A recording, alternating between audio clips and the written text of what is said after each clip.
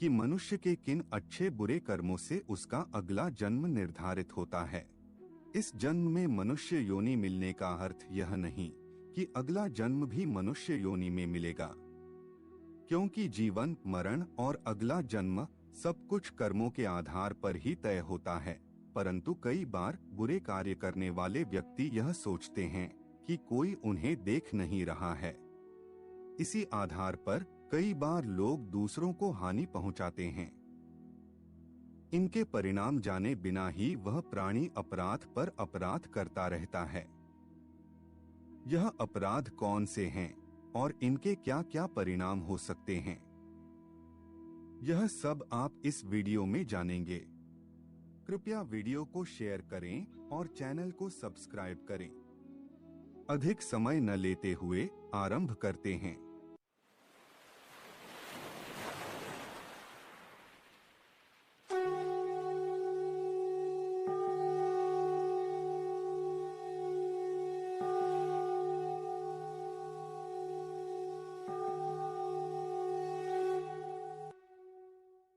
गरुड़ ने कहा, हे सुरश्रेष्ठ, मनुष्यों को स्वर्ग और नाना प्रकार के भोग, सुख, रूप, बल, बुद्धि एवं पराक्रम यह सब पुण्य के प्रभाव से ही प्राप्त होते हैं। कई प्रकार के लौकिक एवं पारलौकिक भोग पुण्यवान व्यक्तियों को उनके पुण्य से ही प्राप्त होते हैं। ये वेद वाक्य सर्वथा सत्य हैं।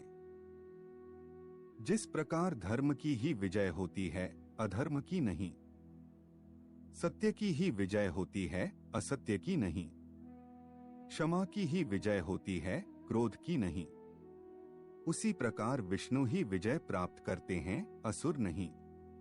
धर्मो जयति ना धर्मः, सत्यं जयति नानृतम्, क्षमा जयति न क्रोधो, विष्णुर्जयति नासुरः। उसी प्रकार मैंने सत्य रूप से यह जाना है कि सुकृति से ही कल्याण होता है।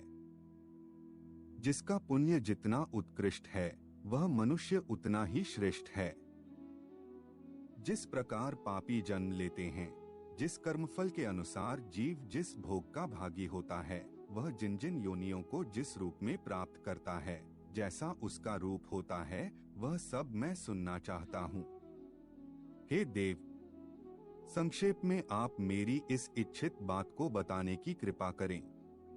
भगवान बोले कि हे कश्यप पुत्र गरुड़, शुभाशुभ फलों के भोग के अंत में जिन लक्षणों से युक्त होकर मनुष्य इस लोक में उत्पन्न होते हैं, उनको तुम मुझसे सुनो। हे पक्ष श्रेष्ठ, इस लोक में आत्मज्ञानियों का शासक गुरु है, दुरात्माओं का शासक राजा है और गुप्त रूप से पाप करने वाले प्राणियों का शासक सूर्यपुत्र यम है। गुरुरात्मवता शास्ता राजा, शास्ता दुरात्मना, यह प्रच्छन्न पापानाम शास्ता वैवस्वतो यम। अपने पापों का प्रायश्चित न किए जाने पर उन्हें अनेक प्रकार के नरक प्राप्त होते हैं। वहां की यातनाओं को भोगकर प्राणी मृत्यु लोक में जन्म लेते हैं। मानव योनि में जन्म लेकर वे अपने पूर्व पापों के जिन चिन्हों से युक्त रहते हैं, मैं उन लक्षणों को तुम्हें बता रहा हूँ। सभी पापी यमराज के घर पहुंचकर नाना प्रकार के कष्ट सहन करते हैं।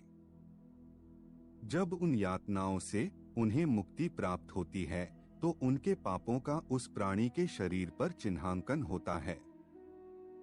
उन्हीं चिन्हों से संयुक्त होकर वे पुनः इस पृथ्वी लोक में जन्म लेते हैं।